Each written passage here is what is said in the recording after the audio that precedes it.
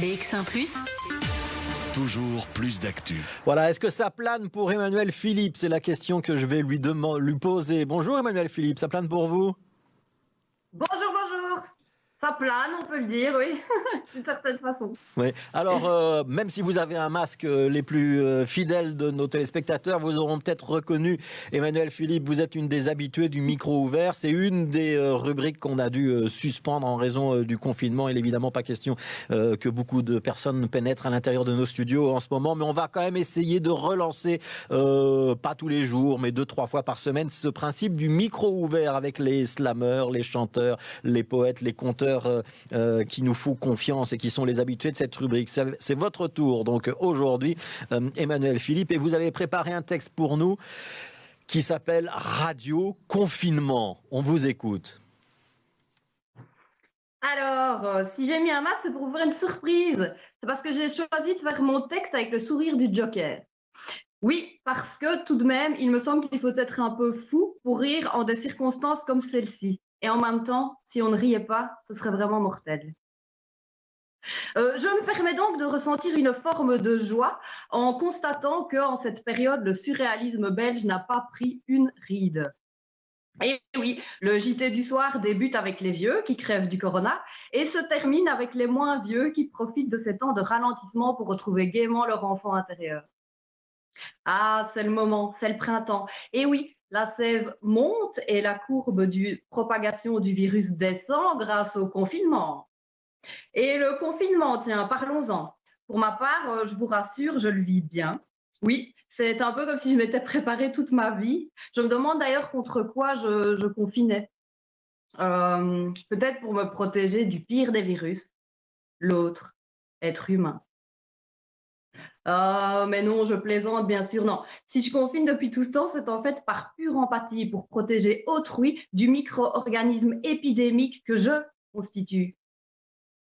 Bref, non, je confine aussi parce que je souffre d'un syndrome bizarre, celui de confondre rêve et réalité. Je suis effectivement affublée d'une excroissance foisonnante, mon imagination. Elle est si imposante que je distingue parfois difficilement ce qui a une existence réelle de ce qui a été créé par cette grosse machine qu'est ma tête. Pour toutes ces raisons, j'émets un doute. Non, mais si ça tombe, le Covid-19, j'ai tout inventé dans ma tête.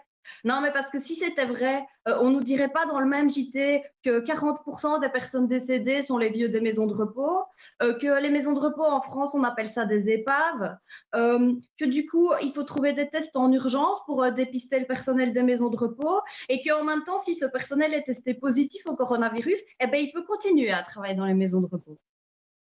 Non, franchement, un bug pareil, ça vient d'office d'une imagination perverse comme la mienne. Ça me semble plausible. Cette hypothèse me hante tel un vilain cauchemar et je ne peux même pas demander à quelqu'un de venir me pincer pour me réveiller. Dans tout ça, je suis au moins sûre d'une chose. Je suis bel et bien une petite artiste égocentrique, puisque j'arrive encore, en pareils instants d'histoire, à tout ramener à mon petit nombril. Ceci dit, en ce moment, il me semble que ce n'est pas si mal de jouir d'un petit nombril autosuffisant.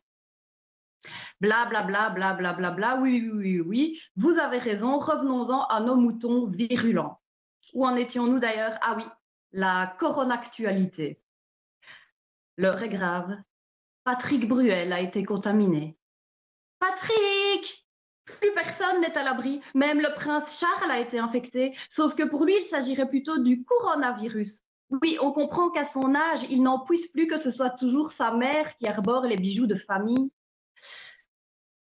Je finirai avec une question qui brûle les lèvres non masquées de nombre d'entre nous. Où sont les masques? C'est Trump qui les a pris, c'est pas très gentil. Dis Trump où t'as mis les masques, les masques, les masques, les masques, les masques, où sont les masques? Voilà. L'imagination d'Emmanuel Philippe. Merci beaucoup Emmanuel pour ce joli texte. On aimerait bien que ce soit notre cerveau qui ait tout inventé et qu'on ait imaginé tout cela, mais j'ai peur de vous décevoir, ma chère Emmanuel. Merci beaucoup pour ce texte, pour votre imagination et puis pour votre bonne humeur et votre volonté de nous faire sourire malgré tout. Je rappelle que vous avez une page Facebook, ça s'appelle Cortex, hein, donc le corps, le texte. Il y a la tête au milieu. Donc c'est corps-texte pour vous retrouver sur Facebook. Merci beaucoup. Vous profitez de ce confinement forcé pour être créative et écrire au moins? Absolument, ouais, c'est vrai que c'est une ambiance très calme et c'est propice à l'introspection et à des activités assez créatives.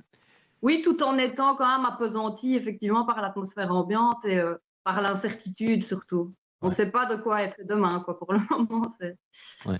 Mais on fait de notre mieux demain pour participer positivement à ce qui arrivera, quoi qu'il en soit. Ouais, ça veut dire que les textes que vous écrivez aujourd'hui, on va pouvoir les lire bientôt? Ah, j'espère bien, oui. Ouais. Avec grand plaisir. Bon, Cortex, donc en 2 mots ou avec un tiret au milieu sur Facebook pour retrouver vos créations, que ce soit des textes, il y a des petites vidéos également sur cette page Facebook. Merci beaucoup, Emmanuel Philippe, d'avoir été avec nous.